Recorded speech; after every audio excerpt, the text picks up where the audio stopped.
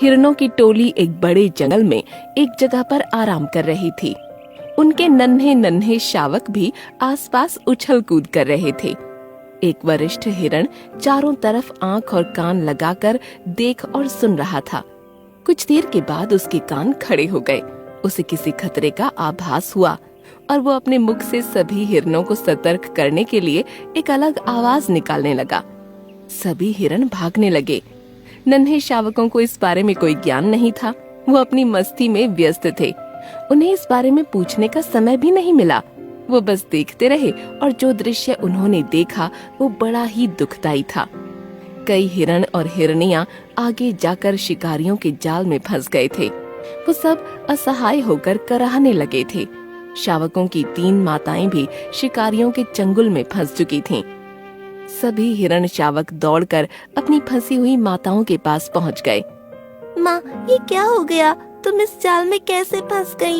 ये किसने फंसा दिया? बेटा, ये शिकारियों का जाल है। मैं तो बचने के लिए भागी थी, लेकिन जाल के खतरे को देख न पाई और फंस गई। मेरे बच्चे, तुम सब यहाँ से चले जाओ, वरना तुम्हें भी शिकारी पकड़ लेंगे। माँ, हम आपको छोड़कर कैसे चले जाएं? आपने और हमने क्या गुनाह किया है जो हमें इस तरह पकड़ा जाता है? मेरे बच्चे, हमारा गुनाह कुछ भी नहीं है। ये शिकारी चालबाज हैं, स्वार्थी हैं, ताकतवर हैं और हम कमजोर हैं, लाचार हैं। माँ, हम कमजोर और लाचार क्यों हैं? भगवान ने हमें ताकतवर क्यों नहीं बनाया?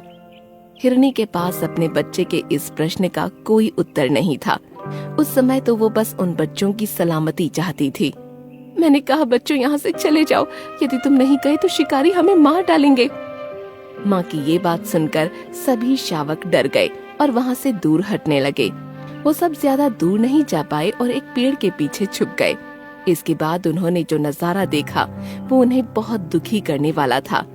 शिकारियों ने बड़ी ही बेरहमी से हिरणों और हिरनियों को जाल से खींचकर निकाला और गाड़ी के पिंजरे में डाल दिया।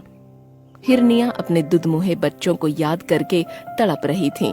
जालिम शिकारियों ने माँ को उनके बच्चों से जुदा कर दिया। उन्होंने इस बात की भी परवाह नहीं की कि बाद में उन मासूम शावकों का क्या अंजाम होगा। उनके शावक डरे सहमे पेड़ के पास ही खड़े रहे। जब शिकारी गाड़ी में लेकर हिरणों और हिरनियों को जाने लगे तो शावक बुरी तरह रो पड़े। उनकी माताओं का भी वही हाल था। वो सब असहाय हिरनियां मजबूर आंखों से आंसू बहाते हुए बस देख रही थीं।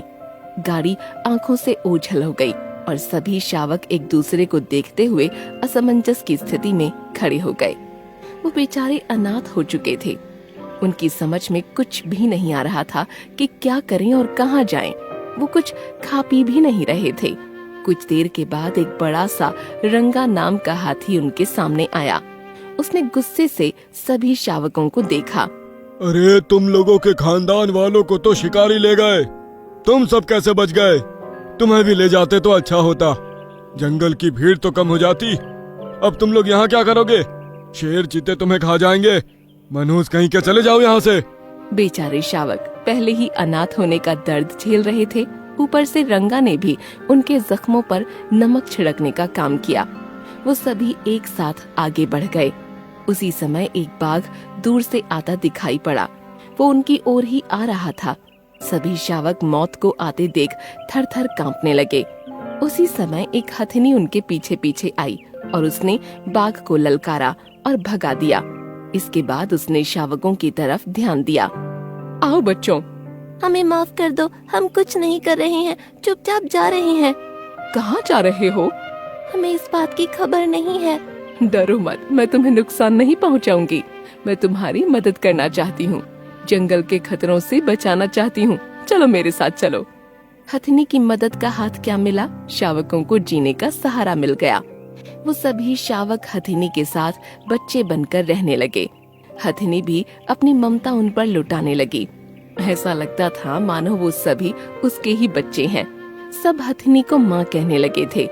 एक दिन हथिनी की आंखों में आंसू आ गए तो एक हिरण शावक ने पूछ लिया, तुम्हारी आंखों में आंसू क्यों आ गए माँ? मेरे बच्चे, मैंने तुम लोगों को अब तक नहीं बताया था कि मेरा एक तुम लोगों की तरह प्यारा सा बच्चा था। उसे शिकारी पकड़ कर ले गए और मैं कुछ नहीं कर पाई। वो गया और मेरी गोद सुनी हो गई। अब तो वो बड़ा हो गया होगा। लेकिन मेरी किस्मत में उसका दर्शन कहाँ। तुम सबको देखकर मैं अपने मन को समझा लेती हूँ। तुम्हें माँ मिल गई और मुझे तुम जैसे प्यारे बच्चे मिल गए। माँ, तुमने हमें सहारा दिया, भगवान तुम्हारी जरूर सुनेंगे। कुछ दिन बीत गए। हथिनी हिरण शावकों के साथ खेल रही थी। उसी समय वहाँ एक हाथी आया और उसने हथिनी के पैर में अपनी सूंड लगा दी। हथिनी भी सोच में पड़ गई। माँ, तुम कैसी हो? मुझे पहचाना नहीं? तुम्हारा ही बच्चा गोलू हूँ। आज आजाद होकर तुम्हारे पास चला आया। मेरे बच्चे, कितना बड़ा हो गया है तू। भगवान ने मेरी सुन ली। इन मेरे बच्चे शावकों की दुआ काम आ गई। बच्चों, ये तुम्हारा बड़ा भाई है गोलू। शिकारी इसे ही पकड़ कर ले गए थे और आज भगवान ने इसे लौटा दिया। हथिनी, उसका बच्चा और प्यारे शावक खुशी से झूमने लगे, नाचने लगे। उनके जीवन में जैसे बहार आ गई।